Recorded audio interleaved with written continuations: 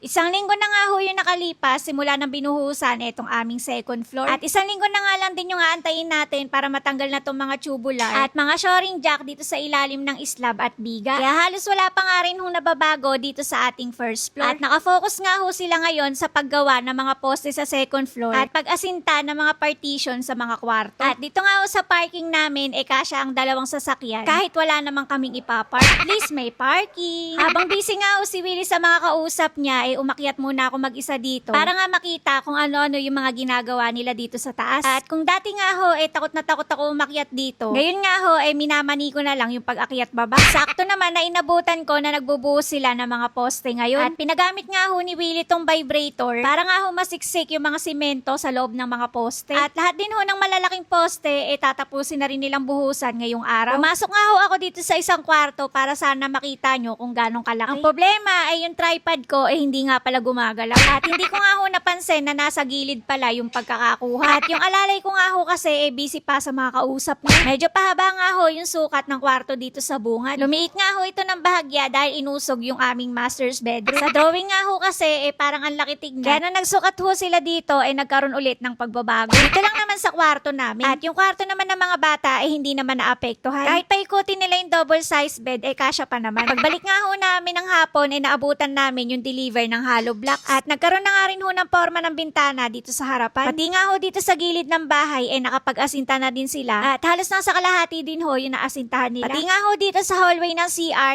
nalagyan na rin nila ng partition. At dito naman ho sa second floor mataas-taas na din yung naasintahan nila sa mga kwarto. Pati nga ho dito sa balcony hanggang dibdib na rin yung naaasintahan nila. At pati pala yung CR sa baba nalagyan na rin nila ng pader. At ganito na nga ho yung itsura ng mga nagawa nila bago nga ho sila umuwi. Lahat nga din ho ng malalaking poste tapos na nga din ho nila buhusan. At marami pa nga hong kembot yung kakailanganin para matapos tong pinapagawa naming bahay. At dito nga ho sa balcony namin naguguluhan ako dahil gusto ko nga 4 na pinto. At pinahinto nga ho muna ni Willie yung pag-asinta dyan. Para nga kung sakaling magbago yung isip ko hindi na maraming titibag. Kaya kung makikita nyo na medyo magulo yung pag-asinta dyan sa harap, ako ho yung may kagagawan nun. At hanggang ngayon nga pinag-iisipan ko kung 2 sliding door o 4 na sliding door yung papalagay ko dun. At halos isang hollow blocks nga rin ho yung mababawas dyan kung sakaling magtitibag. Kaya hindi muna nila tinuloy yung pag-asinta dyan hanggang sa may isang hollow block. At hindi nga ho ako umaalis sa kinatatayuan ko dahil medyo naguluhan din ako. Pero sa drawing ho talaga 2 sliding door lang yung nakalagay dun. At sa tingin nyo, ano papalagay ko?